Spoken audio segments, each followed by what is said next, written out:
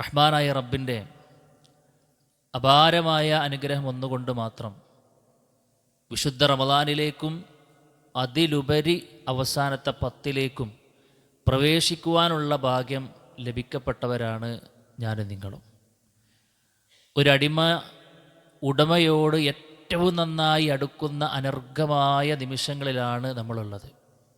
നമ്മളെക്കൊണ്ട് കഴിയണം, പരമാവധി നാം ചെയ്യണം അള്ളാഹുവിലേക്ക് അടുക്കാൻ. റസൂൽ കരീം സല്ലല്ലാഹു അലൈഹി വസല്ലമ ബാക്കിയുള്ള ഒരു 10ലും കാണിക്കാത്തൊരാവേശം അവസാനത്തെ 10ൽ കാണിച്ചു എന്ന് പറയുമ്പോൾ നമ്മളെക്കൊണ്ട് ഇൻഷാ അല്ലാഹ് പരമാവധി അടുക്കാൻ, റബ്ബിലേക്ക് അടുക്കുവാനും സാമീപ്യം സിദ്ധിക്കാനൊക്കെ നമുക്ക് കഴിയണം. റഹ്മാനായ റബ്ബ് തൗഫീഖ് നൽകി അനുഗ്രഹിക്കുമാറാകട്ടെ. സഹോദരങ്ങളെ, റബ്ബിലേക്ക് അടുക്കുക എന്ന് പറയുമ്പോൾ അതിന് നമ്മെ ഏറ്റവും കൂടുതൽ പര്യാപ്തമാക്കുന്ന, സഹായിക്കുന്ന വളരെ പ്രധാനപ്പെട്ട ഒരു ആരാധനയാണ് പ്രാർത്ഥന എന്ന് പറയുന്നത്. ഞാൻ ആമുഖമായിക്കൊണ്ട് ഓതി വെച്ച ആയത്തിൽ അതാണ് റബ്ബ് പറഞ്ഞത്. വഖാല റബ്ബുക്കും, നിങ്ങളുടെ രക്ഷിതാവ് പറഞ്ഞു എന്നാണ് പറഞ്ഞത്. എന്താ പറഞ്ഞത്? ദുഊനി അസ്തജിബ് ലക്കും എന്നാണ്. പ്രാർത്ഥിക്കേണ്ട ആവശ്യമുള്ളൂ, റഹ്മാനായ റബ്ബ് തരാം എന്നാണ്. വേറെ ആരെങ്കിലും നമ്മളങ്ങനെ പറയൂ? നമ്മുടെ എന്തൊരു കാര്യം റബ്ബിനോട് പങ്കുവെച്ചാലും അത് തരാമെന്ന്, നിങ്ങൾ എന്നോട് ചോദിച്ചോ ഞാനത് ഉടനടി തരാമെന്ന് ആർക്കെങ്കിലും പറയാൻ കഴിയുമോ? ആരെങ്കിലും നമ്മളോട് പറഞ്ഞിക്കണോ? അല്ലേ? ബാക്കിയുള്ള ആളുകളോടൊക്കെ നമ്മൾ എന്തെങ്കിലും ചോദിക്കുകയാണെന്നുണ്ടെങ്കിൽ ചോദിക്കുന്നവരെ എല്ലാവർക്കും ഒരു വെറുപ്പുണ്ടാകാം. എത്ര അടുത്തുള്ള ആളാണെന്നുണ്ടെങ്കിലും ഒരു തവണ ചോദിച്ചാൽ അടുപ്പത്തിൻ്റെ ആവശ്യത്തിൽ നമ്മൾ തന്നിരിക്കും. പിന്നെയും ചോദിക്കുമ്പോൾ കുറച്ചൊന്ന് ആ ബന്ധം ഇങ്ങനെ കുറയും. കൂടുതൽ ചോദിച്ചുകൊണ്ടേയിരിക്കുകയാണെന്നുണ്ടെങ്കിൽ പിന്നെ അകലലാണ് പതിവ്. പക്ഷെ റഹ്മാനായ റബ്ബിനോട് നമ്മൾ ചോദിക്കും തോറും റബ്ബ് നമ്മളെ പരിഗണിക്കുമെന്നും റഹ്മാനായ റബ്ബ് നമ്മൾ ചോദിച്ചതെല്ലാം എടുത്തു തരുമെന്നും ചോദിക്കാതെ മടിച്ചു നിൽക്കുന്നവനോട് റഹ്മാനായ റബ്ബിന് വലിയ ദേഷ്യമാണ് എന്നൊക്കെ പ്രാർത്ഥനയുമായി ബന്ധപ്പെട്ട് ഹദീസുകൾ നമുക്ക് കാണാൻ കഴിയുമ്പോൾ, സഹോദരങ്ങളെ, നമുക്കിവിടെ 2 അനുകൂല സാധ്യതകളാണുള്ളത്. ഒന്നെന്താ വെച്ച് കഴിഞ്ഞാൽ നമ്മൾ നോമ്പുകാരാണ്, അല്ലേ? ഇപ്പം നോമ്പുകാരെക്കുറിച്ച് റസൂൽ കരീം സ്വല്ലല്ലാഹു അലൈഹി വസല്ലം പറഞ്ഞു ദഅവത്തു സ്വാഇമി മുസ്തജാബ് എന്ന് പറഞ്ഞു. ഒരു നോമ്പുകാരനാണോ അവൻ്റെ പ്രാർത്ഥന പൊതുവേ സ്വീകരിക്കപ്പെടുന്നതാണ്. രണ്ടാമത്തത് അവസാനത്തെ 10ലാണെന്നാണ്. അവസാനത്തെ 10ൽ ആറ്റിക്കുറുക്കിയ കാര്യങ്ങൾ ഇൻഷാ നമുക്ക് ചോദിക്കാൻ കഴിയണം. ഊർജ്ജങ്ങോട്ട് വന്നിട്ട് എന്തെങ്കിലും ചോദിക്കലല്ല, അല്ലെങ്കിൽ ഒരു ലക്ഷ്യവുമില്ല നമ്മൾ വന്നിട്ട് കൈ നീട്ടലല്ല. വരുമ്പോഴേക്കും നമ്മുടെ മനസ്സിൽ പ്ലാൻ ഉണ്ടാകണം, എന്തെൻ്റെ റബ്ബിനോട് ചോദിക്കണം എന്നുള്ളത്. സഹോദരങ്ങളെ, മഹാനായ റസൂൽ കരീം സല്ലല്ലാഹു അലൈഹി വസല്ലം നമുക്ക് ഒരുപാട് പ്രാർത്ഥനകൾ പഠിപ്പിച്ചു തന്നു. എല്ലാം കൂടെ വിശദീകരിക്കൽ അതിൽ ഏറ്റവും പ്രധാനപ്പെട്ട ഒരു പ്രാർത്ഥന ഇൻഷാ അല്ലാഹ് ഒന്ന് ഓർമ്മിപ്പിക്കാനാണ് ആഗ്രഹിക്കുന്നത്. അള്ളാഹിൻ്റെ റസൂല് പഠിപ്പിച്ച പ്രാർത്ഥനയുടെ പ്രത്യേകം എന്താണെന്നറിയോ? പ്രവാചകൻ സല്ലല്ലാഹു അലൈഹി വസല്ലമ ചെറിയ ചെറിയ വാക്കുകളാണ് ഉപയോഗിക്കുക, വളരെ പരിമിതമായ വാക്കുകളാണ് ഉപയോഗിക്കുക. പക്ഷെ എന്താ പറയുക, ആ പദത്തിൻ്റെ ഉള്ളിൽ വിശാലമായ അർത്ഥങ്ങളുണ്ടാവും. ഒരുപാട് ഖൈറുകളെ ഒരുമിപ്പിച്ച് വെച്ച വല്ലാത്ത വാചകങ്ങളായിരിക്കും റസൂൽ കരീം സല്ലല്ലാഹു അലൈഹി വസല്ലം പഠിപ്പിച്ചു തന്ന പ്രാർത്ഥന എന്ന് പറയുന്നത്. അതുകൊണ്ട് അള്ളാഹിൻ്റെ റസൂല് പഠിപ്പിച്ച പ്രാർത്ഥനകളോടൊരു പ്രിയം നമുക്കുണ്ടാകണം. അത് പരമാവധി പഠിച്ചെടുക്കാൻ നമ്മളൊരു പ്രത്യേക ശ്രദ്ധ കാണിക്കണം. ചെറിയൊരു പ്ലാൻ ഉണ്ടായാൽ മതി. ഒരാഴ്ചയിൽ ഒരു പ്രാർത്ഥന പഠിക്കുന്നു തീരുമാനിച്ചു കഴിഞ്ഞ് ഇൻഷാ അല്ലാഹ് അടുത്ത റമദാൻ ആകുമ്പോഴേക്കും നമ്മുടെ കൈകളിൽ വിലപ്പെട്ട, കനപ്പെട്ട ഒട്ടനേകം നന്മകൾ നമുക്ക് നേടിത്തരുന്ന ഒരുപാട് പ്രാർത്ഥനകൾ ഹൃദ്യസ്ഥരാക്കിയവരായിക്കൊണ്ട് നമ്മൾ മാറും. കൈ പൊക്കുന്നുണ്ടോ നമ്മൾ, നമ്മുടെ മനസ്സിൻ്റെ ഉള്ളിൽ നിന്ന് പുറത്തേക്ക് പ്രാർത്ഥനകൾ വരും, നല്ല വിലപ്പെട്ട പ്രാർത്ഥനകൾ വരും. അതല്ല സുഹൃത്തുക്കളെ, ഓരോന്നും അത് വേണം, ഇത് വേണം, മറ്റേത് വേണം, മറിച്ച് വേണം എന്ന് എണ്ണി പറയുന്ന അപ്പുറത്തേക്ക് അള്ളാഹുവിൻ്റെ റസൂൽ സ്വല്ലല്ലാഹു അലൈഹി വസല്ലം പഠിപ്പിച്ച ചില കീ വേർഡുകളുണ്ട്, ചില പ്രത്യേക വാക്കുകൾ. അത് പറഞ്ഞാൽ അതിൽ എല്ലാം ഉൾപ്പെടുന്നുള്ളതാണ്. പ്രാർത്ഥനയ്ക്ക് ഏറ്റവും കൂടുതൽ ഉത്തരം കിട്ടുന്നൊരു സമയത്ത് നമ്മൾ എന്താണ് ചോദിക്കേണ്ടത്? മഹതിയായ നമ്മുടെ ഉമ്മ അവസാനത്തെ 10ൽ ഞാൻ ഏറ്റവും കൂടുതൽ ചോദിക്കേണ്ടത് എന്താണെന്ന് ചോദിച്ചപ്പോൾ അവിടുന്ന് പറഞ്ഞത് എന്താ? അത് ചോദിച്ചൊന്നല്ല, ഒരു പ്രാർത്ഥനയാണ് പഠിപ്പിച്ചു കൊടുത്തത്, അല്ലേ? ഒരു പ്രാർത്ഥനയാണ് പഠിപ്പിച്ചു കൊടുത്തത്. ഏതാ പ്രാർത്ഥന? എല്ലാവരും പറയണം. അല്ലാഹുമ്മ ഇന്നക അഫുവൻ തുഹിബ്ബുൽ അഫ്വ ഫഅഫു അന്നി. ഇതിൻ്റെ മുമ്പ് 2 വെല്ലുവിളിയുണ്ട്. ഒന്ന് നോമ്പാണെന്നൊരു വെല്ലുവിളിയുണ്ട്. നല്ല ക്ഷീണം ഉണ്ടാവും നിങ്ങൾക്ക്, പിന്നെ നല്ല AC-യിലും കൂടി ഇരിക്കണോണ്ട് അറിയാതെ ഇങ്ങനെ കണ്ണ് പിന്നെ പോകാനുള്ളൊരു ചാൻസ് ഉണ്ട്. നിങ്ങൾ ആരും ഉറങ്ങിയെന്നല്ല കേട്ടോ ഞാൻ പറയണത്. പക്ഷെ ഒന്ന് ശ്രദ്ധിക്കണം. വളരെ പരിമിതമായൊരു സമയം എടുത്തുകൊണ്ട് ഞാൻ വേഗം അവസാനിപ്പിക്കും. അപ്പോൾ എന്താ അറിയോ, ആ സമയത്ത് പോലും അള്ളാഹിൻ്റെ റസൂൽ സ്വല്ലല്ലാഹു അലൈഹി വസല്ലം പഠിപ്പിച്ചേതാ പ്രാർത്ഥനയാണ് അല്ലേ സഹോദരങ്ങളെ. ഒരു ബുദ്ധിയുള്ള ഒരാൾ എന്താ ചെയ്യാന്നറിയോ, ഒരു ബുദ്ധിയുള്ള ഒരാൾ എന്താ ചെയ്യാ അറിയോ, രണ്ട് ലോകത്തേക്കും ഉപകാരപ്രദമായ പ്രാർത്ഥന ഉണ്ടെങ്കിൽ അതാണ് ഏറ്റവും നന്നായിക്കൊണ്ട് ഉപയോഗപ്പെടുത്തുക എന്നാണ്. മഹാനായ റസൂൽ കരീം സ്വല്ലല്ലാഹു അലൈഹി വസല്ലം അധികരിച്ചൊരു ചെറിയൊരു പ്രാർത്ഥന ഉണ്ടല്ലോ, നമുക്ക് എല്ലാവർക്കും അറിയാവുന്ന പ്രാർത്ഥന ഏതാ? റബ്ബന ആതിനാ ഫിദ്ദുനിയാ ഹസന, റബ്ബന ആതിനാ ഫിദ്ദുനിയാ ഹസന വഫിൽ ആഖിറതി ഹസനതൻ വഖിനാ അദാബന്നാർ. മനോഹരമായ പ്രാർത്ഥനയാണ്. അത് നമുക്ക് എല്ലാവർക്കും അറിയാം. എന്താ അതിൻ്റെ അർത്ഥം? അല്ലാഹുവേ, ദുനിയാവിലെയും പരലോകത്തിലെയും എല്ലാ നന്മകളും എനിക്ക് നീ നൽകണേ, ഞങ്ങൾക്ക് നീ നൽകണേ, കത്തിയാളുന്ന നരകത്തിൽ നിന്നും ഞങ്ങളെ കാക്കണേ എന്നാണ്. സഹോദരങ്ങളെ, എല്ലാവരെയും പരിഗണിച്ചുകൊണ്ടുള്ള പ്രാർത്ഥനയാണത്. എല്ലാവരെയും പരിഗണിച്ചുകൊണ്ടുള്ള പ്രാർത്ഥനയാണ്. അതൊക്കെ ഇൻഷാ അല്ലാഹ് അതൊക്കെ മിസ്സാക്കാന്ന് പറഞ്ഞാൽ വല്ലാത്തൊരു ഒരു ഒരു ഒരു അബദ്ധമായിരിക്കും. നമ്മൾ ചെയ്യുന്ന ജീവിതത്തിൽ നാം കാണിക്കുന്ന ഏറ്റവും വലിയ നഷ്ടക്കച്ചവടം അതൊക്കെ ആയിരിക്കും. അതുകൊണ്ട് സുഹൃത്തുക്കളെ, പ്രാർത്ഥനയ്ക്ക് ഉത്തരം ലഭിക്കപ്പെടുന്ന നിർണായകമായ നിമിഷങ്ങളിലൂടെ നമ്മൾ പോകുമ്പോൾ ഈ പ്രാർത്ഥന ഏതായിരുന്നാലും ഇൻഷാ അല്ലാഹ് നിങ്ങൾക്ക് ഓർമ്മയുണ്ട്, അത് നിങ്ങൾ ചൊല്ലുമെന്നറിയാം. എന്നാൽ അതേപോലെ തന്നെ വളരെ പ്രധാനപ്പെട്ട മറ്റൊരു പ്രാർത്ഥന പഠിപ്പിച്ചു തരാനാണ് ഇൻഷാ അല്ലാഹ് ഈ ഒരു സമയം ഞാൻ ഉപയോഗപ്പെടുത്തുന്നത്. 5 പ്രധാനപ്പെട്ട കാര്യങ്ങളാണ് പറയാൻ പോണത്. മഹാനായ ഇമാം മുസ്ലിം റഹ്മത്തുള്ളാഹി അലൈഹി അബൂ ഹുറൈറ റളിയല്ലാഹു അൻഹു നിവേദനം ചെയ്ത ഒരു പ്രാർത്ഥനയാണ്. 5 പ്രധാനപ്പെട്ട കാര്യങ്ങൾ ചോദിക്കുന്നുണ്ട്. 5 പ്രധാനപ്പെട്ട കാര്യങ്ങൾ വളരെ പ്രധാനപ്പെട്ടതാണ് സുഹൃത്തുക്കളെ. അതിലൊന്നു പോലും എനിക്ക് വേണ്ട നമുക്ക് പറയാൻ പറ്റൂല. ക്യാപ്സ്യൂളായ പ്രാർത്ഥനയാണ്. അതിൻ്റെ അർത്ഥഗർഭങ്ങളിലേക്ക് നമ്മൾ കണ്ണോടിക്കുമ്പോൾ നമുക്കത് മനസ്സിലാക്കാൻ കഴിയും. ഒന്നെന്നറിയോ, മഹാനായ റസൂലുള്ളാഹി സ്വല്ലല്ലാഹു അലൈഹി വസല്ലമ പ്രാർത്ഥിക്കാറുണ്ടായിരുന്നു. കാന റസൂലുള്ളാഹി സ്വല്ലല്ലാഹു അലൈഹി വസല്ലം യഖൂൽ, ഇങ്ങനെ പറയാറുണ്ടായിരുന്നു നബി. ഇതാണ് എങ്ങനെ, ഏതാ? അല്ലാഹുമ്മ അസ്ലിഹ് ലീ ദീനി അല്ലതി ഹുവ ഇസ്മതു അംരി വഅസ്ലിഹ് ലീ ദുനിയായ അല്ലതി ഫീഹാ മആശി വഅസ്ലിഹ് ലീ ആഖിറതി അല്ലതി ഫീഹാ മആദി اللهم اجعل الحياة زيادة لي في كل خير واجعل الموت راحة لي من كل شر. വളരെ പ്രധാനപ്പെട്ട വാക്കാണ് സഹോദരങ്ങളെ. 5 വരിയാണുള്ളത്. 5 വരി.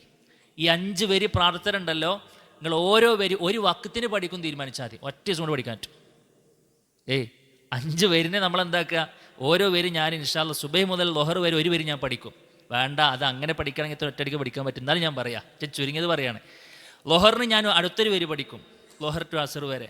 അസർ ഞാൻ മറ്റൊരു വരി പഠിക്കുന്നു പറഞ്ഞാൽ തന്നെ ഇൻഷാ അല്ലാഹ് നമുക്കത് ഹൃദ്യസ്ഥരാകാത്ത ആളുകൾക്ക് നാളെ മുതൽ അത് ഇന്ന് തന്നെ ഇൻഷാ അല്ലാഹ് നമുക്കത് തീരുമാനമാക്കിയെടുക്കാൻ പറ്റും. വളരെ ചുരുങ്ങിയ പ്രാർത്ഥന, വളരെ ചുരുങ്ങിയ വാചകങ്ങളേ ഉള്ളൂ, പക്ഷെ ഒരുപാട് അർത്ഥമുണ്ട്. ഒന്നെന്താ പറഞ്ഞ സുഹൃത്തുക്കളെ, അല്ലാഹുമ്മ അസ്ലിഹ് ലീ ദീനി അല്ലദീ ഹുവ ഇസ്മതു അംരി എന്നാണ്. അള്ളാഹുവേ, എൻ്റെ ദീനിനെ എനിക്ക് നീ ശരിയാക്കി തരണേ എന്നാണ്. എന്താണ് എൻ്റെ ദീനിൻ്റെ പ്രത്യേകത? അല്ലതി ഹുവ ഇസ്മതു അംരി എന്നാണ്. എൻ്റെ എല്ലാ കാര്യങ്ങളുടെയും ഒരു സംരക്ഷണമാണ് എനിക്കെൻ്റെ ദീൻ എന്നാണ്. എൻ്റെ എല്ലാ കാര്യങ്ങൾക്കുമുള്ള ഒരു സംരക്ഷണമായ എൻ്റെ ദീനിനെ നീ എനിക്ക് നന്നാക്കി തരണേ എന്നാണ്. നന്നാക്കി തരണേ. അതെന്താ സംരക്ഷണം എന്ന് പറഞ്ഞാൽ? ദീന് സുഹൃത്തുക്കളെ നമുക്ക് നൽകുന്ന സംരക്ഷണം ചെറുതല്ല, ദുനിയാവിലും നാളെ പരലോകത്തിലും.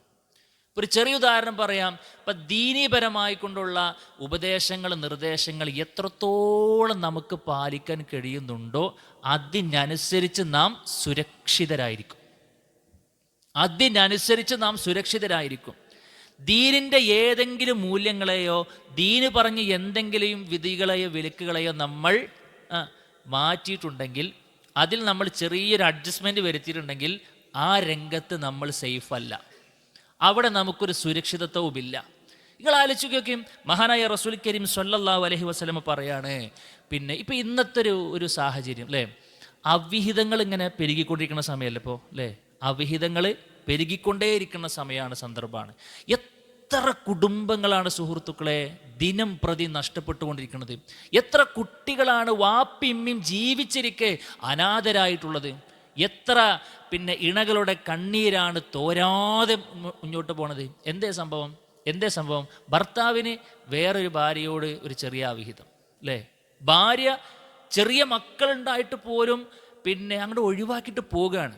എന്തിനേറെ പറയുന്നു, പിഞ്ചു കുഞ്ഞിനെ ഒരു പാറക്കെട്ടിലേക്ക് വലിച്ചെറിഞ്ഞ് അതിനെ കൊന്നിട്ട് സ്വന്തം കാമുകൻ്റെ കൂടെ പോകാൻ മാത്രം മനസ്സ് പാകപ്പെടുന്നൊരവസ്ഥ ഇന്ന് പലപ്പോഴും നമ്മൾ ഒരു ഒരു ഒരു ഒരു എന്താ പറയുക, അത്ഭുതകരമല്ലാത്തൊരു വാർത്തയായിക്കൊണ്ട് പലപ്പോഴും നമ്മൾ കേട്ടുകൊണ്ടിരിക്കുകയാണ്.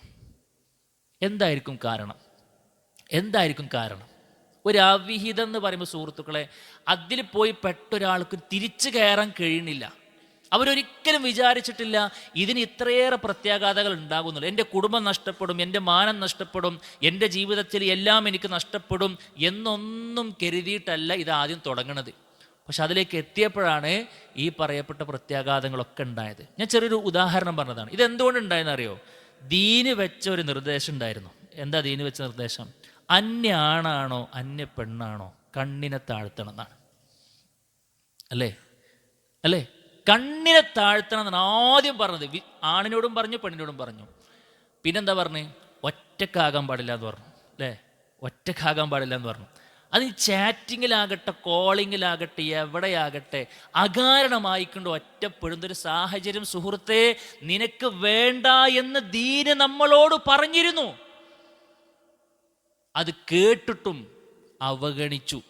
അപ്പോൾ ആലോചിക്കും, അന്നത് ശ്രദ്ധിച്ചിരുന്നെങ്കിൽ, അന്ന് ഒറ്റ കാഴ്ചയിൽ തന്നെ കണ്ണ് മടക്കിയിട്ടുണ്ടായിരുന്നെങ്കിൽ, ആ ചാറ്റിങ് തുടങ്ങിയപ്പോൾ തന്നെ അണ്ട് അവസാനിപ്പിച്ചിരുന്നുവെങ്കിൽ ഈ അവസ്ഥ അവർക്ക് ഉണ്ടാകുമോ? അല്ലേ? ഇപ്പം പലിശയിൽ തൊട്ടിട്ട് സ്വസ്ഥതയും സമാധാനവും നഷ്ടപ്പെട്ട എത്ര കുടുംബങ്ങളുണ്ട് അറിയോ? ഇപ്പം ഇങ്ങനെ നെഞ്ചത്തടിച്ച് കരയാണെന്ത്, ഞാൻ എങ്ങാനും ഇതിൽ നിന്നും രക്ഷപ്പെട്ട് കഴിഞ്ഞ് ഞാൻ ഒരിക്കലും അതിലേക്ക് പോകില്ല എന്നൊക്കെ ദൃഢപ്രതിജ്ഞ എടുക്കുന്ന ആളുകളൊക്കെ ഉണ്ടാവും. അള്ളാഹു ആ നിലയ്ക്കുള്ള തൗബ മനസ്ഥിതിയോടുകൂടെ തിരിച്ചു വരാൻ ആഗ്രഹിക്കുന്ന ആളുകളെ റഹ്മാനായ റബ്ബ് സഹായിക്കുമാറാകട്ടെ. പക്ഷേ സുഹൃത്തുക്കളെ, ഒന്നും ആലോചിച്ചില്ല, അങ്ങോട്ട് ഇറങ്ങി പലിശമണ്ട് പോയി തൊട്ടു. പിന്നെ അങ്ങോട്ട് മാലപ്പടക്കം പൊട്ടുന്ന പോലെ അങ്ങനെ പൊട്ടുകയാണ്. ജീവിതത്തിൽ താൻ നേടിയെടുത്ത സാമ്പത്തിക ഭദ്രതയെല്ലാം തകരുകയാണ്. ഒരു ബർക്കത്ത് എന്നുള്ളത് ജീവിതത്തിൻ്റെ 7 അയലത്ത് പോലും കിട്ടാത്ത അത്രയും വലിയ അവസ്ഥയിലേക്ക് വന്നു. എന്തുകൊണ്ട് വന്നു? ദീൻ അവനോട് പറഞ്ഞിരുന്നു പലിശയുമായി കൊണ്ട് നിനക്കൊരു ബന്ധം വേണ്ടാന്ന്, അല്ലേ? പലിശമ തൊടാന്ന് പറഞ്ഞു കഴിഞ്ഞാൽ അത് നിന്റെ എല്ലാ ബർക്കത്തിനെയും പൊളിച്ചു കളയും. നീ വിചാരിക്കുന്നിടത്തെ കാര്യങ്ങൾ നിൽക്കൂല എന്ന് ദീൻ അവനോട് പറഞ്ഞിരുന്നു. പക്ഷെ ആ ദീൻ അവൻ നന്നാക്കിയില്ല. ഇങ്ങനെ ഓരോന്ന് പറഞ്ഞാൽ തന്നെ ഈ ഒരു സംസാരം കഴിയുന്ന വരെ ഇതിൻ്റെ ഉദാഹരണം നമുക്ക് പറയാൻ പറ്റും. ദീന് കൊണ്ട് നടക്കുക എന്ന് പറഞ്ഞ സുഹൃത്തുക്കളെ, അത് നമുക്ക് നൽകുന്ന സുരക്ഷിതത്വം വല്ലാത്തൊരു സുരക്ഷ. അപ്പോൾ അതിലേക്ക് തൊടാത്തൊരാൾ ഇപ്പോഴും സേഫാണ്. അവനക്ക് ഇന്നല്ലെങ്കിൽ നാളെ ഒരു പ്രതീക്ഷ ഉണ്ട്, അല്ലേ? പലിശമ ഞാൻ തൊട്ടിട്ടില്ല, എനിക്ക് കടവും കാര്യങ്ങളൊക്കെ ഉണ്ട്, ഹലാലായ കടാണ്. ഇൻഷാ അല്ലാഹ് എൻ്റെ അടുത്ത് പ്രാർത്ഥനകളുണ്ട്, അത് ഞാൻ പ്രാർത്ഥിക്കും, റബ്ബ് എന്നെ കഴിച്ചിലാക്കും, ഇതൊരു പ്രതീക്ഷ ഉണ്ട്. പക്ഷെ പലിശമ തൊട്ടാൾക്ക് എന്ത് പ്രതീക്ഷയുള്ളത്? അള്ളാൻ്റെ ഭാഗത്ത് എന്ത് സഹായം ഉണ്ടാകുമെന്ന് എന്താ എനിക്ക് പ്രതീക്ഷയുള്ളത്? അതുകൊണ്ട് എന്താ അറിയൂ സഹോദരങ്ങളെ, ദീന് എത്രത്തോളം നാം നമ്മുടെ ജീവിതത്തിൽ കൊണ്ടു നടക്കുന്നുവോ അതിനനുസരിച്ച് നമ്മൾ സേഫായിരിക്കും. അതാ പറഞ്ഞത്, എൻ്റെ ദീൻ എനിക്ക് നീ നന്നാക്കി തരണേന്നാണ്. അപ്പം ദീനിങ്ങനെ നന്നാകുമ്പോൾ, അത് ഞാനിങ്ങനെ പഠിക്കുമ്പോൾ, അത് ഞാനിങ്ങനെ പകർത്തുമ്പോൾ നമുക്ക് കിട്ടുന്ന സുരക്ഷിതം വല്ലാത്ത സുരക്ഷിതമാണ്. ചെറിയൊരു ഉദാഹരണം കൂടി പറയാം. ഇപ്പോൾ വീട്ടിൽ നിന്ന് അങ്ങോട്ട് വിട്ടിറങ്ങുന്ന സമയത്ത് നമ്മളോട് ചൊല്ലാൻ വേണ്ടി പറഞ്ഞ പ്രാർത്ഥന അല്ലേ? ഏതാ പ്രാർത്ഥന? ബിസ്മില്ലാഹി തവക്കലത്തു അലല്ലാഹ് ലാ ഹൗല വലാ ഖുവത ഇല്ലാ ബില്ലാഹ്. എന്താ പയ്യനോട് പറഞ്ഞത്? ആ ഒരു പ്രാർത്ഥന ചൊല്ലിയിട്ട് ഇറങ്ങുമ്പോൾ അള്ളാഹ് റസൂൽ പറയാ, അവനിക്ക് അള്ളാഹു മതി എന്നാണ്. അവൻ്റെ എല്ലാ കാര്യവും അള്ളാൻ്റെ ഏറ്റെടുത്തു എന്നാണ്, അല്ലേ? തനഹ അൻഹു ശൈത്താൻ, ആ ശൈത്താൻ അവനെ വിട്ടണ്ട അകലുന്നാണ്. അവൻ സേഫാണ് സുഹൃത്തുക്കളെ, അവൻ സേഫാണ്. ആയത്തിൽ കുറിച്ച് ചൊല്ലി കടന്നുറങ്ങുന്ന മനുഷ്യനെ കുറിച്ച് എന്താ അല്ലാഹ് റസൂൽ പറഞ്ഞേ, അല്ലേ? അവനിക്ക് റഹ്മാനായ റബ്ബ് ഒരു കാവല് കൊടുക്കുന്നതാണ്, ഒരു സെക്യൂരിറ്റി റഹ്മാനായ റബ്ബ് ഏർപ്പെടുത്തി കൊടുക്കുന്നതാണ്. പിശാച് അള്ളാന്റെ മുമ്പിൽ പോയിട്ട് പറയാണ്, ഞാൻ അവൻ്റെ വലതുഭാഗത്തു കൂടെയും ഇടതുഭാഗത്തു കൂടെയും മുകളിലൂടെയും താഴെയുടെയും എല്ലാ ഭാഗത്തു കൂടെയും പോകുന്നതാണ്.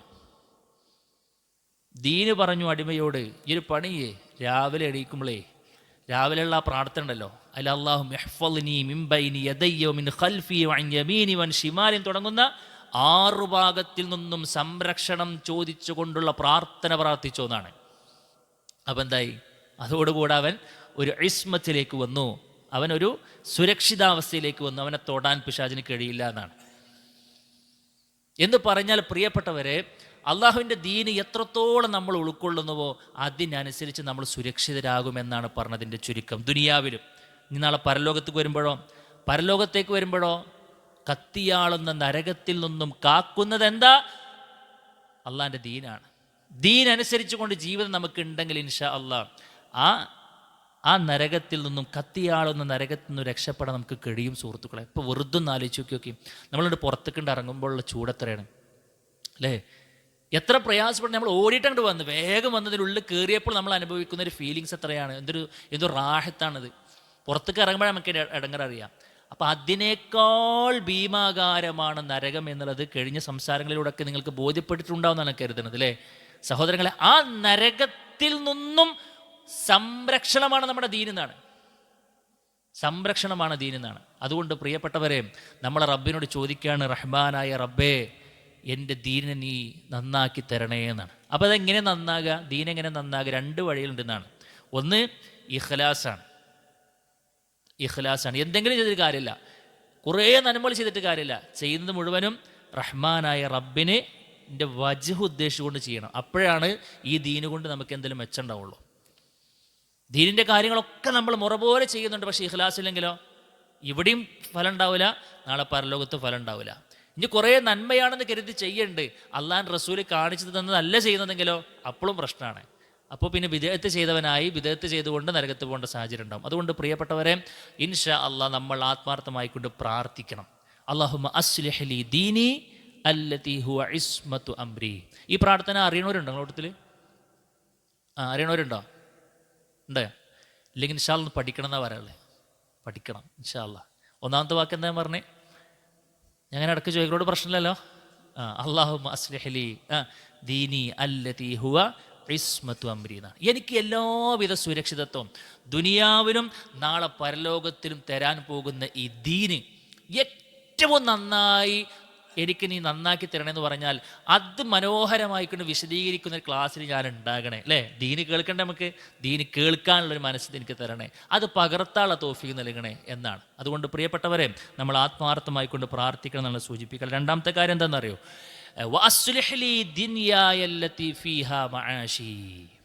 വളരെ മനോഹരമായ പ്രാർത്ഥനയാണ്.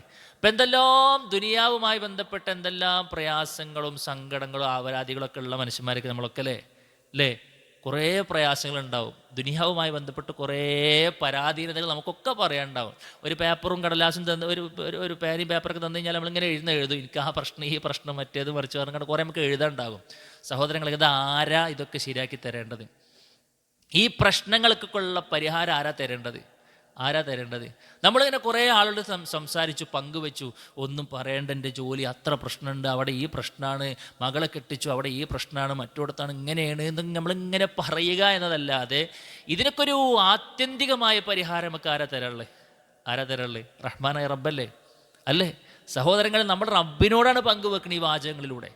എന്താ നമ്മൾ പറഞ്ഞേ? വഅസ്ലിഹ് ലീ ദുനിയായല്ലതീ ഫീഹാ മആശി. എൻ്റെ ഐഹിക ജീവിതമുള്ള ഈ ലോകത്തെയും എനിക്ക് നീ നന്നാക്കി തരണമേ റബ്ബേ. ഈ ദുനിയാവിലെ എൻ്റെ ജീവിതം എനിക്ക് നല്ലൊരു ജീവിതമാക്കി തരണേ എന്നാണ്. എന്താ ഈ ദുനിയാവിലെ ഏറ്റവും നല്ല ജീവിതം എന്ന് പറഞ്ഞു കഴിഞ്ഞാൽ, ഒന്നാമത്തെ കാര്യം, ഇവിടെ ജീവിക്കാൻ ആവശ്യമായ റിസ്ക്, ഉപജീവനം എന്ന് പറയാം അല്ലേ? ജീവിക്കാൻ ആവശ്യമായ എല്ലാ കാര്യങ്ങളും അല്ലാഹുവേ നീ എനിക്ക് നന്നാക്കി തരണമെന്ന് ഹലാലായ മാർഗത്തിലൂടെ ഇവിടെ ജീവിക്കാൻ വേണ്ടിയിട്ട് ഒരാളെയും പറ്റിക്കുന്ന സാഹചര്യം എനിക്ക് ഉണ്ടാക്കരുത്. ഹക്കല്ലാത്തൊരു മുതലിലേക്കോ എൻ്റെ കണ്ണോ മനസ്സോ കയ്യോ പോകുന്ന സാഹചര്യം പടച്ചോ എനിക്ക് തരരുതേ എന്നാണ്. ആലോചിക്കുക, ഹലാലായ നിലക്ക് നമുക്ക് വരുന്ന എല്ലാ കാര്യം വേറൊരാളുടെ മുമ്പിൽ ഓച്ചാനിച്ച് നിൽക്കേണ്ട ഗതികേടില്ലാതെ വളരെ മാന്യമായ ഇസ്സത്തോടു കൂടെ നടക്കുന്നൊരു സാഹചര്യം എനിക്ക് നീ നൽകണേ എന്നാണ്. സഹോദരങ്ങളെ, ആഗ്രഹിക്കില്ലേ നമ്മൾ അല്ലേ? ഹലാലായ ഉപജീവനമാണ്. മറ്റൊന്ന് മാന്യമായ സമ്പാദ്യമാണ്. തിരക്കിടില്ല നമ്മുടെ കാര്യങ്ങൾക്ക് നടന്നു പോകാൻ മാന്യമായൊരു സമ്പാദ്യം. ഒരുപാട് തലമുറകൾ ജീവിക്കാൻ ആവശ്യമായതൊക്കെ നമ്മൾ കൊത്തി കളച്ചുണ്ടാക്കണമെന്നൊന്നും എവിടെയും പഠിപ്പിച്ചിട്ടില്ല. മാന്യമായി നമ്മുടെ കാര്യങ്ങൾ നടന്നു പോകാൻ ആവശ്യമായ സമ്പാദ്യം തരണമെന്നാണ്. മറ്റൊന്ന് നല്ലൊരു ഇണയാണ്. ഇപ്പം ഇണനെക്കുറിച്ചിട്ട് നമുക്ക് പരാതി ഉണ്ടോ? സഹോദരങ്ങളെ, പരിഹാരമാണ് ഈ പ്രാർത്ഥന എന്നാണ്. പരിഹാരമാണ് പ്രാർത്ഥന. ദുനിയാവിൽ നമ്മൾ എന്തെല്ലോ പ്രശ്നങ്ങൾ നമുക്കുണ്ടോ, എല്ലാറ്റിനുമുള്ള ഒറ്റമൂലിയാണ് ഈ വരി. ഒരു വരിയാണ്, ഒറ്റ വരിയാണ്. ചൊല്ലാൻ നമുക്ക് കഴിഞ്ഞിട്ടില്ലെങ്കിൽ നഷ്ടമാണ്. അള്ളാഹു റസൂൽ പറയാണ്, അദ്ദുനിയ മതാഉ വഖൈറു മതാഇഹ അൽ മർഅത്തു സ്വാലിഹ. ദുനിയാവ് എന്ന് പറഞ്ഞ മുഴുവൻ വിഭവങ്ങളാണ്. ഏറ്റവും നല്ല യുവം ഏതാ? ശീതീകരിച്ച് വലിയ സോപാനങ്ങളും പിന്നെ ഉന്നതമായ വാഹനങ്ങളൊക്കെ ഉണ്ടാകുക എന്നുള്ളതല്ല. നമ്മുടെ കൂടെ നമുക്ക് താങ്ങും തണലുമായി ദീനിൽ നമ്മളെ സ്നേഹിക്കുന്ന, നമ്മളോട് ഇഷ്ടമുള്ള സ്വാലിഹത്തായ ഒരു പെണ്ണ് നമ്മുടെ കൂടെയുണ്ടെങ്കിൽ അവളാണ് ദുനിയാവിലെ ഏറ്റവും നല്ല വിഭവമെന്ന് റസൂൽ കരീം സ്വല്ലല്ലാഹു അലൈഹി വസല്ലം പറയുമ്പോൾ, സഹോദരങ്ങളെ, ഒരു ആണിനെ സംബന്ധിച്ചിടത്തൊരു പെണ്ണ് ഏറ്റവും പ്രധാനപ്പെട്ടതാണ്. പെണ്ണിനെ സംബന്ധിച്ചിടത്തൊരു ആണും അല്ലേ, ഒരു ഭാര്യയ്ക്ക് ഭർത്താവ് എന്ന് പറഞ്ഞാൽ വളരെ പ്രധാനപ്പെട്ടതാണ്. അപ്പോൾ ഭർത്താവിൻ്റെ വിഷയത്തിൽ എന്തെങ്കിലുമൊക്കെ ഒരു പ്രയാസം അനുഭവിക്കുന്ന ആരെങ്കിലും സഹോദരിമാരൊക്കെ അത് കേൾക്കുന്നുണ്ടെങ്കിൽ അതിനൊക്കെയുള്ള പരിഹാരമാണ് യഥാർത്ഥത്തിൽ ഈ വരി എന്ന് നമ്മൾ മനസ്സിലാക്കണം. മറ്റൊന്ന് കൺകുളിർമയുള്ള മക്കളാണ്. ദുനിയാവിൽ നമ്മൾ ഈ വാചകത്തിനിടയിൽ വരുന്ന കാര്യമാണ് എന്ത്? നല്ല മക്കളെ കിട്ടിയിട്ട് കാര്യമില്ല, നല്ല മക്കളെ കിട്ടണമെന്നാണ് അല്ലേ. മക്കൾ കുറേ ഉണ്ടായിട്ട് കാര്യമുണ്ടോ? ഇല്ല. ഒന്നുള്ളെങ്കിലും അത് നല്ല കൺകുളിർമയുള്ള മക്കളായി കിട്ടുക, മകനോ മകളായി കിട്ടുക എന്ന് പറഞ്ഞ വല്ലാത്ത സംഭവമാണ്. അതേപോലെ തന്നെ സുഹൃത്തുക്കളെ, ജീവിതത്തിൽ ബറക്കത്താണ് ഉദ്ദേശം. ദുനിയാവ് നന്നാക്കി തരണേന്ന് പറഞ്ഞ മറ്റൊരു ഉദ്ദേശം എന്താണ്? ജീവിതത്തിൽ ബറക്കത്ത് നൽകണേന്നാണ്. ഈ ബറക്കത്ത് കിട്ടുമ്പോഴാണ് അനുഗ്രഹങ്ങൾ നിലനിൽക്കുകയുള്ളൂ, അനുഗ്രഹത്തിൽ വർധനവ് ഉണ്ടാവുകയുള്ളൂ എന്നാണ്. അള്ളാഹുവിൻ്റെ റസൂൽ സ്വല്ലല്ലാഹു അലൈഹി വസല്ലം ചോദിച്ചത്, ബാരിക് ലി ഫീമാ അഅ്തൈതനി, അള്ളാഹുവേ നീ എനിക്ക് നൽകിയതിൽ ബറക്കത്ത് നൽകണേന്നാണ്. അതുകൊണ്ട് സുഹൃത്തുക്കളെ, അതാണ് അവിടെ മറ്റൊരു ഉദ്ദേശം. അതേപോലെ തന്നെ ദീനിന് തടസ്സമില്ലാത്ത ഒരവസ്ഥ എന്ന് പറഞ്ഞാൽ, നമുക്ക് ഭൗതികപരമായി കൊണ്ട് എന്തെങ്കിലും സാധനം കിട്ടി, ചിലപ്പോൾ ചില ആളുകൾക്ക് ചില അനുഗ്രഹങ്ങൾ കിട്ടിയതായിരിക്കും അള്ളാഹുവിൽ നിന്നും അകലാനുള്ള കാരണം. ചില ആളുകൾക്കൊന്ന് സുഹൃത്തുക്കൾ, ഈ പരിശുദ്ധമാക്കപ്പെട്ട റമളാന് വന്നിട്ട് ഒരു തറാവീഹ് പോലും നേരവണ്ണം നിസ്കരിക്കാനുള്ള തൗഫീഖ് കിട്ടാത്ത മനുഷ്യന്മാരുണ്ട്. എന്തേ കാരണം? അപ്പുറത്തൊരു ഷോപ്പും കൂടിയും ഇട്ടു എന്നുള്ളതാണ് കാരണം അല്ലേ. മറ്റിടത്തൊരു കച്ചവടം കൂടി ഞാൻ ഡീൽ ഉറപ്പിച്ചു എന്നാണ് കാരണം. ഇപ്പം ഉള്ളതുകൊണ്ട് തന്നെ ഓൻ്റെ കുടുംബത്തിനും ലാവിഷായി ജീവിക്കാനുള്ള മാത്രമുണ്ട്, എന്നാലും മാന്താണ് വീണ്ടും. ശരി, വേണ്ടാന്നൊന്നല്ല പറയണത്. പക്ഷെ ഈ പ്രധാനപ്പെട്ട മാസത്തെ പോലും ഒന്ന് അള്ളാഹു ഒരുക്കി വെച്ച സ്വർഗത്തിന് വേണ്ടി ഉപയോഗപ്പെടുത്തുന്നതിൽ നിന്നും അവനെ ബാക്കോട്ടടുപ്പിക്കുന്ന, അവനെ ആ അശ്രദ്ധയിലാക്കുന്ന ഒരവസ്ഥ ഉണ്ടെങ്കിൽ സുഹൃത്തുക്കളെ, ആ വരുമാനം, ആ ജോലി അത് നമുക്ക് നഷ്ടമാണ്. അല്ലാഹു സുബ്ഹാനഹു വ തആല പറഞ്ഞു, റിജാലും ലാ തുൽഹീഹിം തിജാറത്തുൻ വലാ ബൈഉൻ അൻ ദിക്രില്ലാഹ്. അള്ളാഹുവിനെ ഓർക്കുന്നതിൽ നിന്നും കച്ചവടമോ ആ രൂപത്തിലുള്ള കാര്യങ്ങളോ ഒന്നും അശ്രദ്ധയിലാക്കാത്ത ചില ആളുകളുണ്ടെന്നാണ്. സക്കാത്ത് കൊടുക്കാനും നിസ്കാരം മുറപോലെ വന്ന് നിർവഹിച്ചു പോകാനൊന്നും ദുനിയാവ് തടസ്സപ്പെടുത്താത്ത ആളുകളുണ്ട് എന്നാണ്. അങ്ങനത്തെ ഒരു അവസ്ഥയിലേക്ക് എത്തണമെങ്കിൽ ആര് തൗഫീക്ക് തരണം? റഹ്മാനായ റബ്ബ് നമുക്ക് തൗഫീക്ക് നൽകണം. അതിനാണ് നമ്മൾ ഈ പ്രാർത്ഥന പ്രാർത്ഥിക്കുന്നത്. മറ്റൊന്ന് സുഹൃത്തുക്കളെ, ഹിദായത്ത് നഷ്ടപ്പെടാത്ത അവസ്ഥയാണ്. ദുനിയാവിലെല്ലാം ഉണ്ടായി, അവസാനം വെച്ചുകൊണ്ട് ഹിദായത്തണ്ട് പോയി കഴിഞ്ഞാൽ എന്തായിരിക്കും അവസ്ഥ അല്ലേ? ഹിദായത്തിന് നഷ്ടപ്പെട്ട് കഴിഞ്ഞില്ലേ, പിന്നെ എന്തുണ്ടായിട്ടെന്താ കാര്യം? അത് നഷ്ടപ്പെടാതിരിക്കാനാണ്. അതേപോലെ തന്നെ ആഫിയത്താണ്. ദുനിയാവിൽ നാം ആഗ്രഹിക്കുന്ന ഏറ്റവും പ്രധാനപ്പെട്ടതാണ് ആഫിയത്ത്. സലുല്ലാഹൽ ആഫിയ ഫഇന്നൽ അബ്ദ ലം യുഅത ബഅദൽ യഖീനി ഖൈറൻ മിനൽ ആഫിയ. അല്ലാഹു റസൂൽ പറഞ്ഞു, കൂട്ടരെ നിങ്ങൾ ആഫിയത്തിനെ ചോദിച്ചോ. ഒരു മനുഷ്യനിക്ക് തൗഹീദ് കിട്ടിക്കഴിഞ്ഞാൽ പിന്നീട് അവനക്ക് ലഭിക്കാൻ പോകുന്ന ഏറ്റവും വലിയ വിഭവം എന്ന് പറയുന്നത് ആഫിയത്താണ്. മരിക്കുന്നത് വരേക്കും സുഹൃത്തുക്കളെ ഒന്ന് സ്വസ്ഥം സമാധാനവുമായിക്കൊണ്ട് ഇബാദത്തൊക്കെ ചെയ്ത് ആ നിലക്ക് മരിക്കാനുള്ള സാഹചര്യം അല്ലേ. പറയത്തക്ക രൂപത്തിലുള്ള പ്രയാസങ്ങളൊന്നും ഇല്ലാതെ മരിക്കുന്നവരേക്ക് ഇങ്ങനെ പോകാനും കഴിയാന്ന് പറഞ്ഞ വല്ലാത്ത തൗഫീക്കാണ്. അതൊക്കെ ഇതിൻ്റെ പരിധിയിൽ വരുന്നു എന്നുള്ളതാണ് മനസ്സിലാക്കാൻ കഴിയും. മറ്റൊന്നെന്നറിയോ, പിന്നെ ഉള്ളതിൽ തൃപ്തി അടയാനുള്ള മനസ്സാണ് ദുനിയാവിലെ എനിക്ക് നന്നാക്കി തരണമെന്ന് പറഞ്ഞാൽ. അതില്ലെങ്കിലൊക്കെ പ്രശ്നമാണ്. ഉള്ളത് കൊണ്ട് തൃപ്തി അടയാനുള്ള മനസ്സില്ല എന്നുണ്ടെങ്കിൽ എത്ര കിട്ടിയാലും മതി വരൂല, എത്ര കിട്ടിയാലും അവൻ്റെ ഉള്ളിൽ അവനക്ക് സന്തോഷം ഉണ്ടാവൂല. പക്ഷെ റഹ്മാനായ റബ്ബ് ആ ഗിനൽ ഖൽബ് ലൈസൽ ഗിനാ അൻ കസറത്തിൽ അർള് വലാകിന്നൽ ഗിനാ ഗിനൽ ഖൽബ്. അല്ലാഹു റസൂൽ പറയാ, ഒരുപാട് വിഭവങ്ങളിൽ മേൽക്കുമേൽ കിട്ടുക എന്നുള്ളതല്ല ഐശ്വര്യം എന്നാണ്. ഐശ്വര്യം എന്ന് പറഞ്ഞാൽ എന്താ? പടച്ചോൻ അവനക്ക് കണക്കാക്കിയത് എത്രയാണോ അത് എത്ര ചെറുതാണെങ്കിൽ അൽഹംദുലില്ലാ എന്ന് പറയാനൊരു മനസ്സ് കിട്ടുക എന്നുള്ളതാണ് ഏറ്റവും വലിയ ധന്യത എന്നാണ്.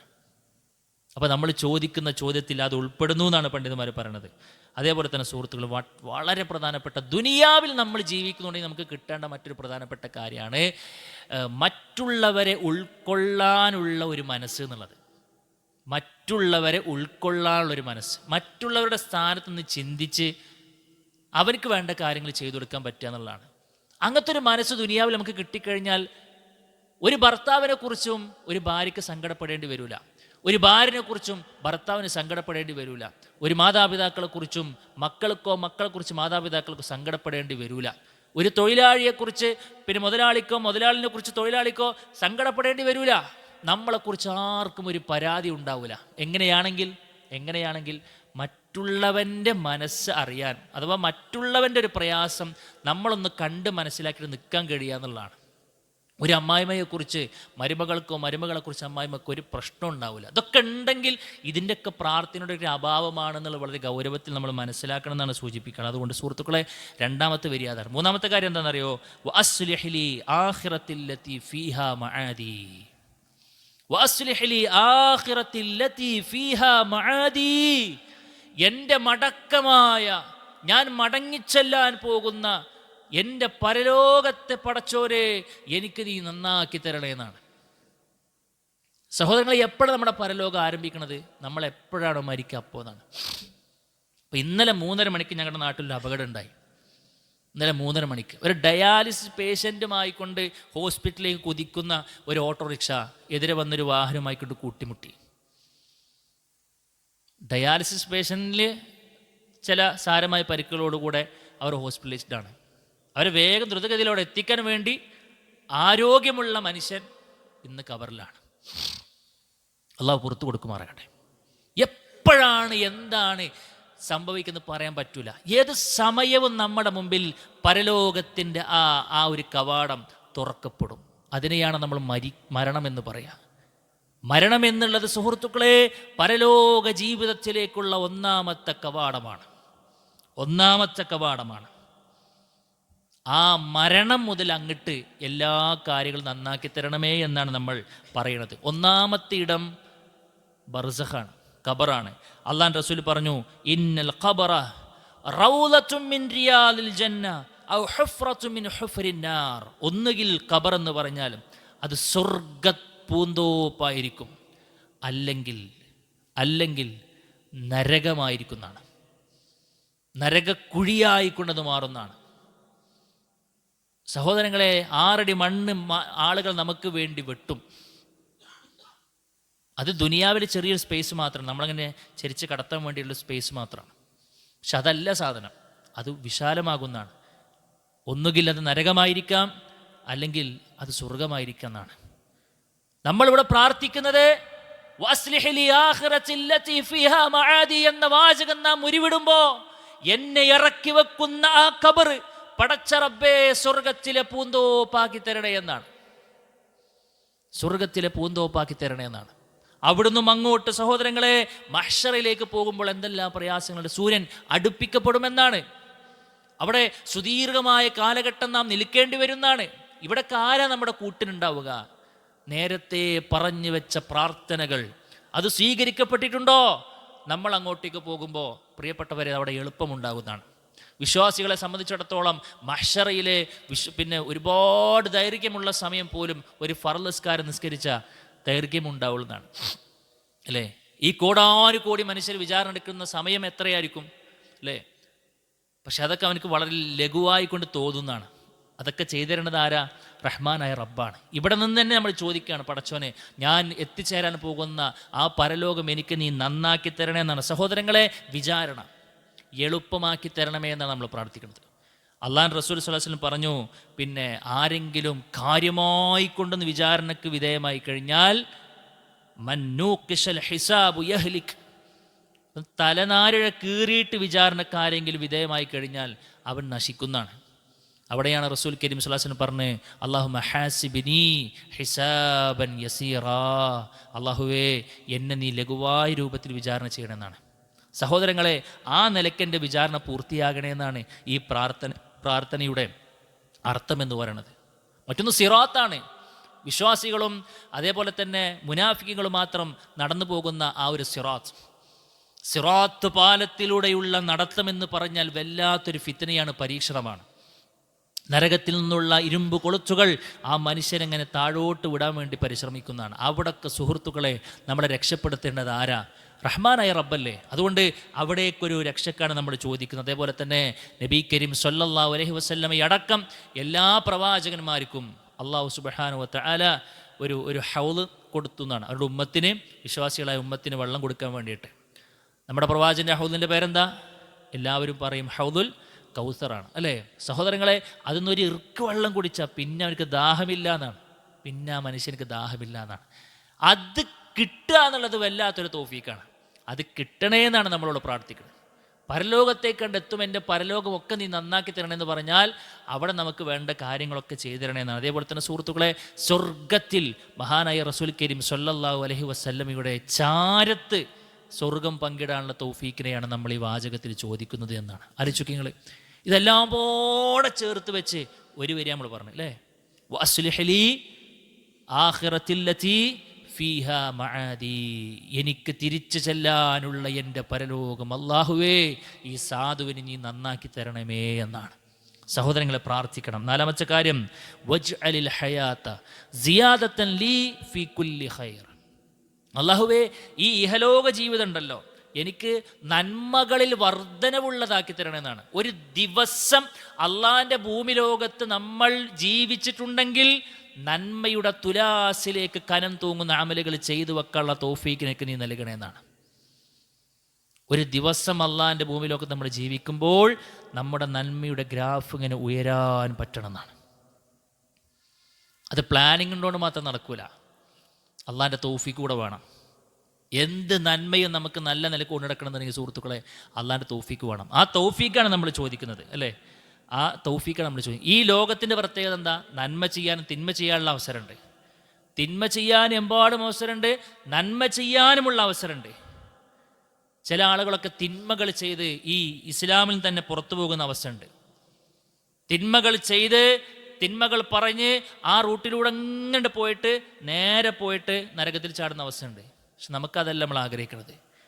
ദുനിയാവിൽ ജീവിക്കുമ്പോൾ നന്മകൾ പെരുപ്പിക്കാനുള്ള അവസരം നൽകണം എന്നാണ്. സഹോദരങ്ങളെ, അത് അള്ളാഹ് നൽകുന്നൊരു തൗഫീഖാണ്. റബ്ബ് പറയുന്നത് ഇസ്ലാം, അള്ളാഹു ആർക്കെങ്കിലും നേർമാർഗം കൊടുക്കാൻ ഉദ്ദേശിച്ചിട്ടുണ്ടെങ്കിൽ അവൻ്റെ മനസ്സിൽ ദീനിനെ ഉൾക്കൊള്ളാനുള്ളൊരു പാകപ്പെട്ട മനസ്സ് പടച്ചും കൊടുക്കുന്നതാണ്. അപ്പോൾ പിന്നെ നിസ്കരിക്കാൻ അവനക്കൊരു പ്രയാസം ഉണ്ടാവില്ല, നോമ്പൊക്കെ ഒരു പ്രയാസം ഉണ്ടാവില്ല, ഒരു സ്വതക്കുള്ള അവസ്ഥ അതെന്തെങ്കിലും ഉള്ളത് നുള്ളിപ്പറക്കി കൊടുക്കാൻ എനിക്കൊരു പ്രയാസം, എല്ലാം അവനക്ക് എളുപ്പമായി കിട്ടുന്നതാണ്. അതാരെ തരേണ്ടത്? റഹ്മാനായ റബ്ബാണ് അല്ലേ. എല്ലാ നന്മയിലേക്കും ഒരു മടിയില്ലാതെ മുന്നോട്ട് പോകുക. ചില ആളുകൾക്കൊക്കെ നല്ല ക്യാഷ് പടച്ചും കൊടുത്തിട്ടുണ്ടാവും, നല്ല സമ്പത്ത് കൊടുത്തിട്ടുണ്ടാവും. 10 പൈസ അള്ളാൻ്റെ മാർഗത്തിൽ എടുത്തങ്ങോട്ട് കൊടുക്കാനുള്ളൊരു മനസ്സ് കിട്ടൂല. അതൊരു പരീക്ഷണമാണ് സുഹൃത്തുക്കളെ, ഒരു തൗഫീക്കില്ലായ്മയാണ്. ചില ആളുകൾക്ക് പറയത്തക്ക രൂപത്തിലുള്ള ഒരു ശമ്പളമോ കാര്യങ്ങളോ ഒന്നും ഉണ്ടാവില്ല, പക്ഷെ എന്തൊരു നന്മ ഉണ്ടെങ്കിലും ഓൻ്റെ ഒരു 10 ഉറുപ്പ്യ ഉണ്ടാവും, അവൻ്റെ ഒരു 10 ഉറുപ്പ്യ അതിൻ്റെ ഉള്ളിലുണ്ടാവും. അതെന്താ നിങ്ങൾ? അതൊരു തൗഫീക്കാണ്. ചിലപ്പോൾ ഇങ്ങനെ വാട്സപ്പിൽ കൂടെ എങ്ങനെയൊക്കെയോ കറങ്ങി തിരിഞ്ഞ് അവൻ്റെ വാട്സപ്പിൽ എത്തിയിട്ടുണ്ടാവും. അപ്പോൾ അവനിങ്ങനെ നോക്കും, പടച്ചോനെ ഇതിലൊക്കെ കൊടുത്തിട്ടില്ല എന്നുണ്ടെങ്കിൽ എനിക്ക് എന്തൊരു നഷ്ടം ഉണ്ടാകുക, ഒരു 10 ഉറുപ്പ്യ ഉള്ളൂ പാണ്ട് കൊടുക്കുക ഇൻഷാ അല്ലാഹ്. അവിടെ നടക്കുന്ന സുജൂദുകളും അവിടെ നടക്കുന്ന റുക്കൂഴുകളും അവിടെ നടക്കുന്ന ദീനീപരമായിട്ടുള്ള എന്തെല്ലാം മെച്ചങ്ങളുണ്ടോ അതിൻ്റെയൊക്കെ ഒരു ഓഹരി കിട്ടല്ലേ. അതുകൊണ്ട് പ്രിയപ്പെട്ടവരെ, നന്മകളിൽ വർധനവുള്ളൊരു ദിവസമാക്കി തരാൻ വേണ്ടിയിട്ട് റഹ്മാനായ റബ്ബിനോട് ആത്മാർത്ഥമായി കൊണ്ട് പ്രാർത്ഥിക്കാൻ നമുക്ക് കഴിയണം. അല്ലാഹു സുബ്ഹാനഹു വ തആല നമ്മൾ നൽകിയ സമ്പത്ത് സ്വതക്ക എന്നൊക്കെ പറഞ്ഞാൽ സുഹൃത്തുക്കളെ, സ്വതക്ക കൊടുക്കുന്നുണ്ടോ അസ്വതക്കത്ത് ബുർഹാൻ എന്നാണ് പറഞ്ഞത്. എന്ന് പറഞ്ഞു കഴിഞ്ഞാൽ സ്വതക്ക കൊടുക്കുന്നുണ്ടെങ്കിൽ അതൊരു തെളിവാന്ന് പറഞ്ഞു. എന്തിനാണ് തെളിവ്? അവൻ്റെ ഉള്ളിൽ കൽബിനകത്ത് പരലോകമെന്ന ഒരു വിശ്വാസം രൂഢമൂലമായിക്കൊണ്ട് കിടക്കുന്നുണ്ട് എന്നതിൻ്റെ തെളിവാണ് ഒരു മനുഷ്യൻ സ്വതം കൊടുക്കുന്നത്. കാരണം എന്താ, അധ്വാനിച്ച് ഉണ്ടാക്കിയിട്ട് കൊടുക്കുന്നുണ്ടെങ്കിലേ, ഇതിപ്പോൾ എന്തിനാണ് കൊടുക്കുന്നത്?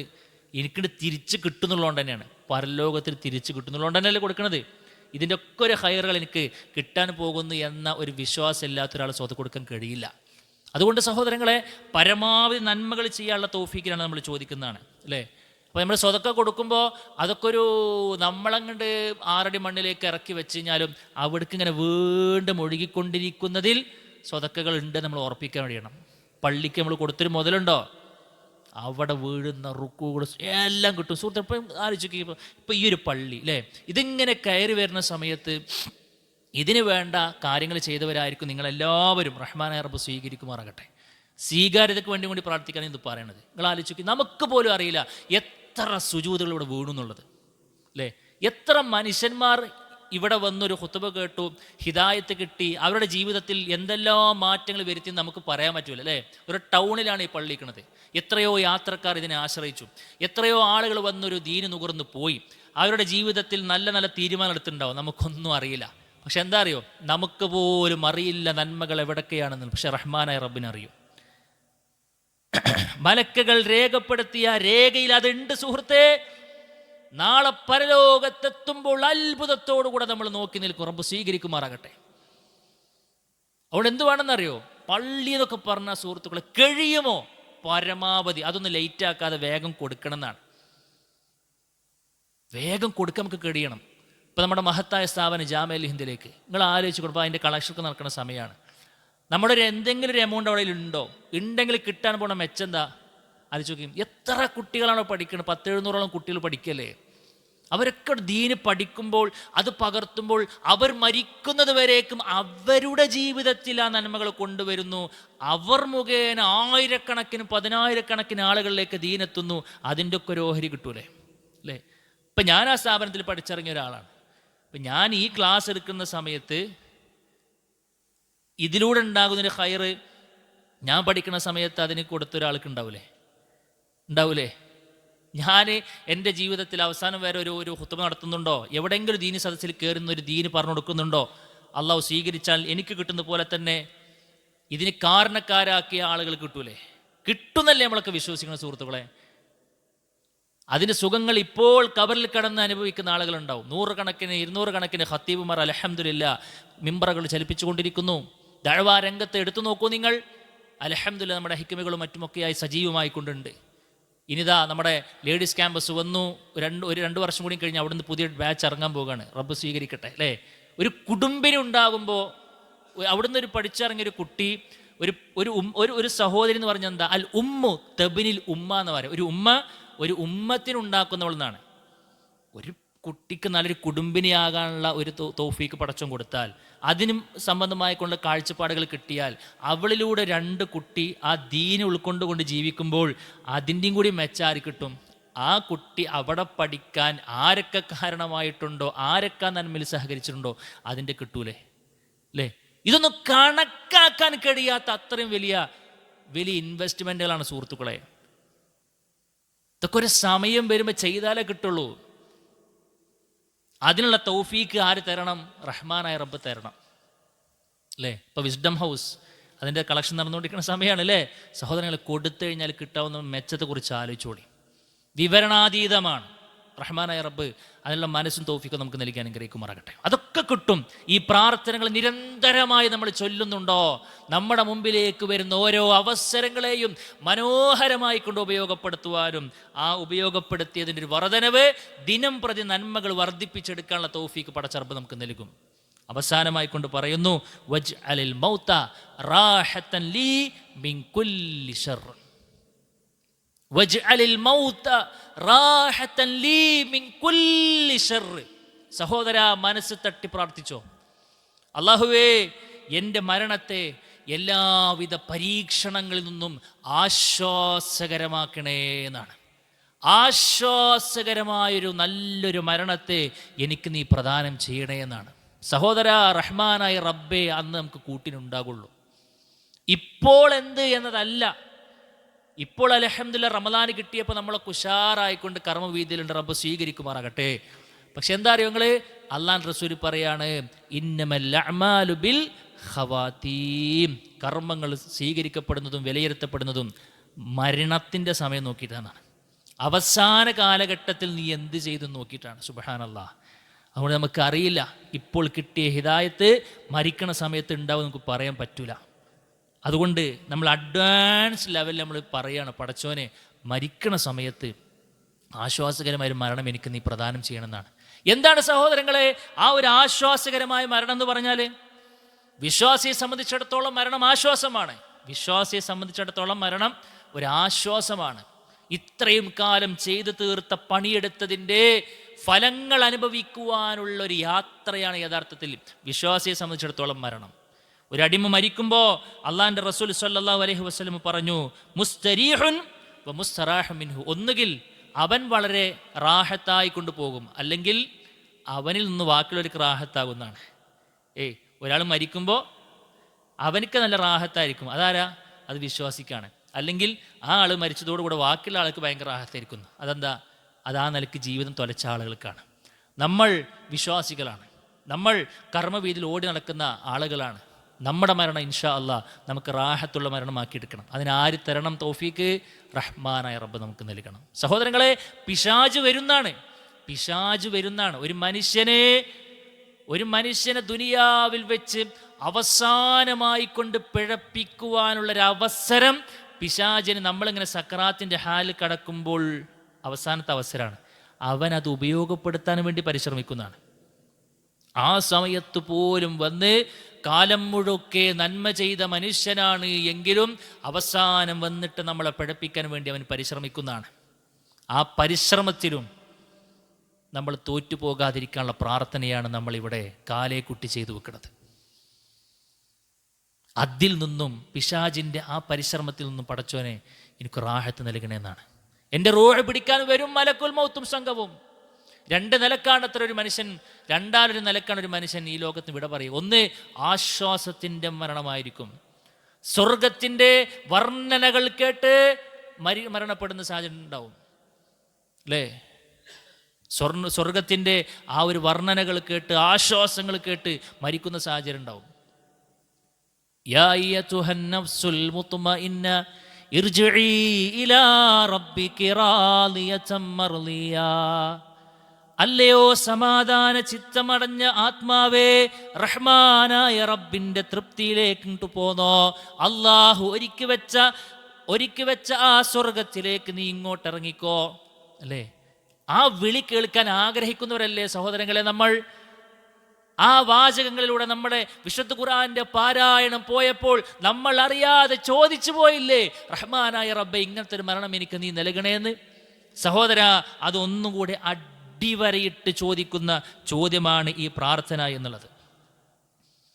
മലക്കുകളുടെ ആശംസകൾ ഏറ്റുവാങ്ങി നമ്മുടെ റൂഹുമായി കൊണ്ട് ഒന്നാനാകാശത്ത് ഓരോ ആകാശങ്ങൾ ഇങ്ങനെ താണ്ടിക്കടന്നു പോകുമ്പോഴും മലക്കുകൾ ആരുടെ ആത്മാവാണിതെന്ന് അത്ഭുതത്തോടുകൂടെ വന്ന് അവിടെ ചുറ്റിപ്പറ്റി നമ്മുടെ റൂഹിനെ പിന്നെ നോക്കി നിൽക്കുന്നൊരു സാഹചര്യം ഉണ്ടാകണം സുഹൃത്തുക്കളെ.